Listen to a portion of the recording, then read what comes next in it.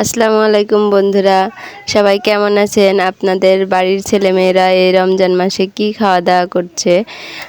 ছেলে মেয়ে তো খেতে চায় না, তারপরেও মায়ের মন তো মানে না।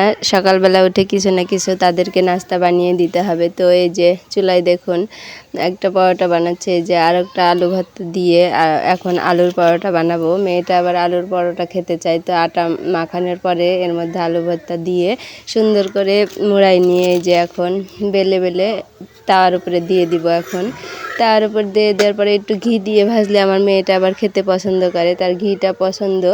তো তাই জন্যে যে তাওয়ার উপরে ঘি দিয়ে দিয়ে পরোটা দিয়ে দিলাম। এখন মশমশা করে সুন্দরভাবে ভেজে নেব পরোটা। যদিও ছেলে মেয়ে দুইটা কেউই খেতে চায় না, তারপরেও মায়ের মন তো মানে না। ছেলে মেয়েকে কিছু না কিছু তো খাওয়াতেই হবে।